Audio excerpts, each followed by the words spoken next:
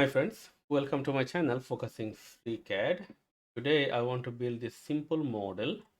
The request come from FreeCAD forum, a user who is a very new in FreeCAD world, and the question is how to model this object with this variable fillet. At one end it's got about 23 mm fillet, and another end there is 5 mm fillets. Around the fillet is fixed. So I want to explore both part and part design and see how this body can be built in both workbenches separately. And because it's a new user request, I have always emphasized learning the difference between part and part design, so one can go for their feeling at the choice of workbench. And I hope this video will help make the decision. So specifics is not the main target of this video. It's rather the idea of building this model in art design and art workbench. So let's go ahead, open up FreeCAD. I have FreeCAD 1.1 opened up, which is basically the same as FreeCAD 1, except a few improvements here and there. I don't plan to use that improved 1.1 in here. So take that as the stable FreeCAD 1 version. And I want to start with Art Workbench first. And I believe that provides a smoother learning curve for new users. So let's go ahead and knock it down in Art Workbench. So the idea is we will build this model in Part Workbench. Now let's take a deeper look. If you wanted to produce the same object in a milling machine, what you would start with? A rectangular block, right? So that's what we will do. We will start with the rectangular block, then round the end, and then we will work on this fillet at time. And also note that there is this division in here, and that actually adds to our consideration. All of that, let's open a new file from the new file button, or Control N from the keyboard. And in the model tab, we can see that unnamed file opened up. We can go ahead and save it right now if we wanted to. Okay, so in the part workbench, the first step is to draw the sketch, and then I want to draw that sketch on XY plane, which is the bird's eye view. You are looking from the top down on the flat surface, and in here I want to draw the whole thing using polyline, one of my favorite tools on the sketching, and use that. So thinking ahead, there is a break in the middle of the body. We will take that, and at the end we see that there's a curved surface. So what you want to do is like hit M, M, M. So that's different modes of drawing edges, and that's our sketch. So let me take this point, place it on the horizontal axis. So take the point and the axis and hit coincident constraint, which is keyboard shortcut C. Yeah, and I think we will have to apply some dimensions to it now. All right, so take this dimension button, D on the keyboard. There. Let's say this is 25 millimeter. This edge is, I'm going to say again, 25. Oh, I see that there is a breaking point right there. We will have to come back to there. We will make this one 175, right? And then I think 1 degrees of freedom left, which will be making this tangential right here. We will take this tangency, or T on the keyboard, and make it tangent there. So that's a fully constrained sketch. Works for us. I want to go ahead and extrude that. So extrude is where we provide a 2D sketch to a 3D shape there. And I want to make it say 50 millimeter towards the Z direction. So here it is along the normal, And if you wanted to go with specific direction, you could do that too. Pretty cool. We have our base object built. Now, what we want to do is apply the fillet. Let's take this edge and this edge. These are the two edges that we want to apply fillet. And I think these ones will be selected automatically. All right, so we selected these two edges and apply fillet in here. And we see that the constant radius is 1 millimeter, but we are looking for two radii, one in here, one at the end. So we want to go to fillet type, constant radius, switch it to variable radius. And now in here, we have two radius option, but we don't know which one is which one. So we'll do some trial and error. First end, let's say 3 millimeter. Second end, we want to say 23 millimeter, right? Hit enter. And I see it almost worked. This part is okay. This part is not. So let's get into the fillet by double clicking on it and say this is edge 13. I don't know which one is edge 13. So unclick it. Oh, that one. So that's edge 13. And here we will have to switch this 3 as 23. So the only way to do that is double click on this value and make that 23, and double click on this value, make that 3, right? Hit enter and hit OK. There, that's our body. So per design, what I did is like I built the body up and then just made the fillet. It was very easy to build this part workbench. All right, let's do the same model in per design. So I'll open up another new file for per design and save it. In per design workbench, so we will take a different approach. Not that you must take a different approach, but for this model, and also I want to draw a contrast between part and part workbench, and that's why we will take a different approach in per design workbench.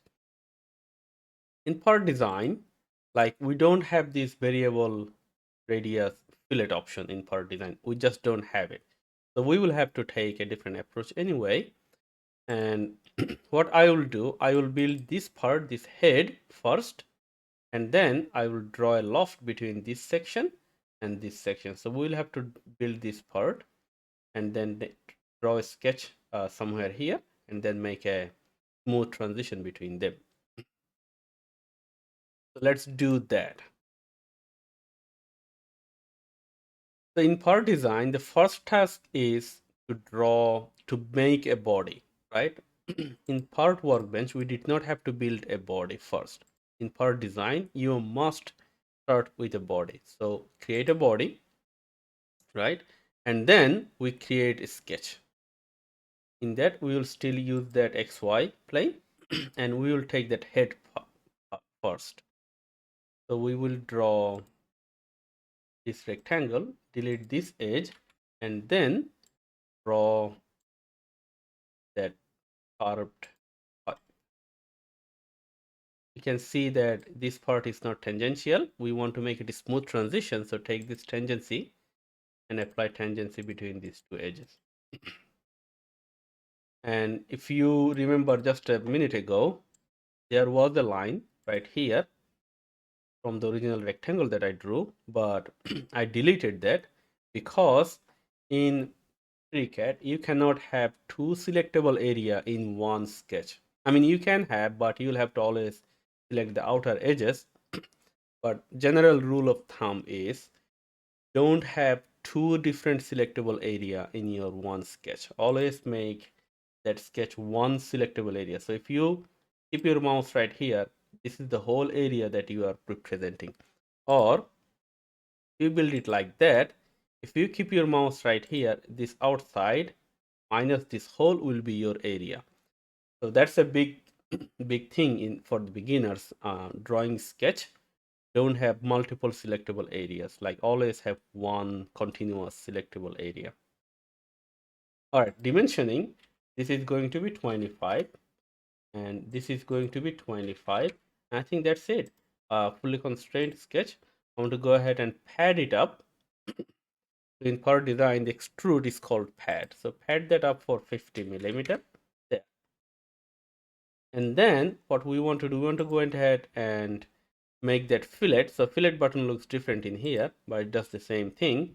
We want to make that 3 millimeter fillet. All right, so we have that this head, we have it. Now we'll have to draw this sketch. So let me show you how to do that.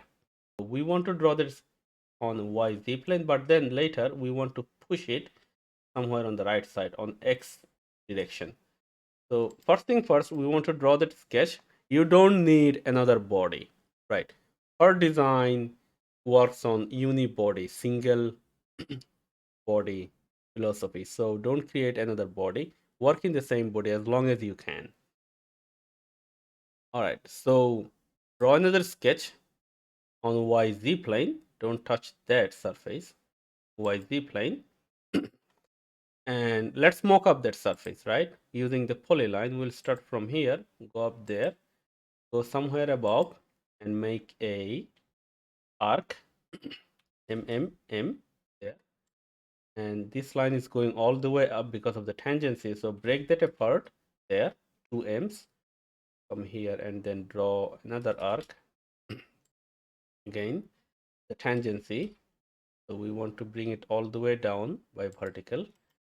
And there. So we'll have to fix it, right? We can go ahead and keeping it like that, active sketch, and hide this. So that's our sketch. Now I want to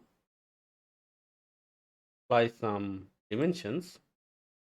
So first of all, this will be tangent and tangent and tangent, and this is already tangent. And I want to make these two equal.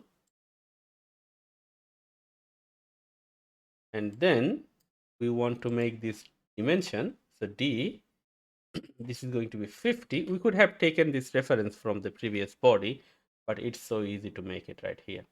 We want to make this one 23. There. Now it's moving left and right. We have 2 degrees of freedom left. So which is the height and then left and right. So let's make this symmetric. So what I do is like take this end vertices and the middle one in sequence and then hit S on the keyboard. That's 1 degrees of freedom down. And this height, we could probably calculate. It was 50, so we can take this point and make it 50. Or another way, just let me show you another. Bring back our original fillet there, and we can take this edge as our reference. This edge, right? So because I'm using 1.1, this button is definitely different in 1.1. We have 2 buttons. On this one, if we are using, I would rather go ahead and create external intersection geometry right here. What it does is, so this is the working plane, and then this edge is coming at the perpendicular or at an angle. I will take that. It will bring in only 1 point for this second option, right? And then, so this point, we can have that height from that point. Right now, this is moving up and down. What I can do is we can take this point and take this edge and hit C. So that's point on line constraint. And that kind of puts it in the horizontal plane. Very easy. So that's one way to bring in external geometry to help you second sketch. All right, that's the end of that sketching. And now we'll have to move that sketch somewhere here on this X direction on the global. This is the global axis, right? All right, let's give it a try. So the sketch is selected.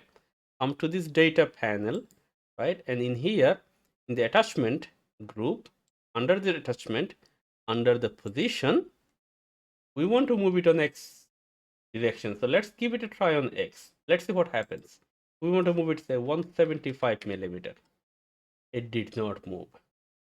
It actually moved on the right side, on the Y direction. So because this is global axis system. Now these XYZ are the local axis. So it's like, what it means is on this sketch, The left and right is always XY. You want to move it vertically or like, a normal direction. You will always have to update the Z value. So let's make that 0. I wanted to show it to you. And Z is 175. So now it is moved between from here to there. The distance is 175. If you are in doubt about what is this distance, you always can measure it. So take this point and take this point and measure it from the global toolbar. This is 175. This measurement tool is very helpful to remove your doubt every now and then. All right, so we have this end sketch. Now we'll have to draw another sketch right here that represents the exact same thing. So maybe we can take that surface as our sketch, right? Our design has that option. This sub-object shape binder will take this surface and hit this button. What it does is, let me hide this fillet for a minute. It takes that surface and then makes it a binder, so kind of like carbon copy. But that one will now work as a sketch. So we have, this is our, let's say, sketch end, and this is our sketch middle, right? It's a binder actually, but the icon gives it away. All right, so now in the fillet, this binder, and we have this one. So take these two from the tree and take the loft. Now there is two loft. This one is yellow loft and this is red. And description says this is subtractive loft. We don't want to make it subtraction right there. We want to make it additive. So that's another feature about per design.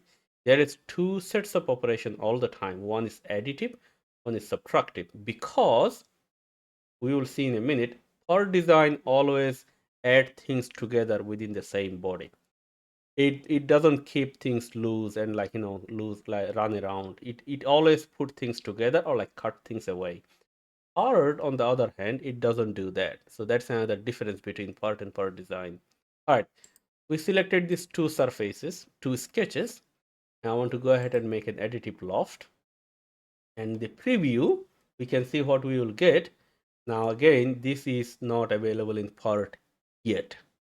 So in part design, before you accept it, you can take a preview at that. Very user friendly. All right, there it is. That's our object. That is our object. So built in both part and part design, the same thing, but in a different way. I see this edge is showing up just a little different, and maybe we can say refine true. It's already true, so I don't know. I hope it doesn't bother you, that middle line.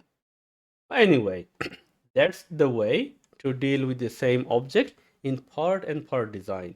Very different workflow, but eventually it comes to the same result. For this model, because of this variable sketch fillet, I think this model works best in part workbench. But normally, generally speaking, part design always requires less number of clicks compared to part workbench. In the part, let me show you one other thing. I want to draw something up here or like somewhere there. I want to draw another sketch on XY plane. So turn on the section view. I want to draw a circle, right? And then pull that up for 100 millimeter right there. Now these two objects are separate. I can look at them individually and they work independently. These are two separate objects and you would have to manually put them together to work as one body, right? So there is the Boolean operation. In part design, if you did the same thing, so let's do that, right? XY plane, draw the beginning the section view, and then draw a circle just a little bit bigger than the width, and pull it up by 50 millimeter, or maybe more than that, maybe 100 millimeter. Ooh, what happened? It's putting it outside because I'm working from the part workbench. My bad. All right, so let's go to part design. And now we can see that that sketch is outside the body. So let me put it back into the body there. And then had it up for 100 millimeter. Now you can see that the additive loft is grayed out, so you cannot see that individually, right? If you have to see that, make that visible by hitting space on your keyboard. The next step goes away because this successive step are putting this together to make it one body.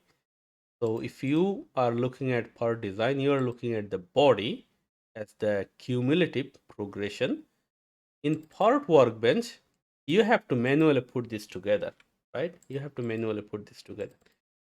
All right, so that's the bonus part on this, but that was not part of the challenge. The part of the challenge was building this model in both part and part design. I hope this exercise gives you some idea between the workflow in part and part design, and then will help you decide which workbench to go with. There is nothing wrong with picking one over another. Eventually, when you become an expert, you will have to use both of those to combine their strength to become an efficient CAD modeler. But to begin with, don't mix them up. Just learn one, pick one and learn it, and then pick the another one and learn it. All right, my friend, if you have any question, comment, or suggestion on this, please let me know in the comment section below, and thank you for watching.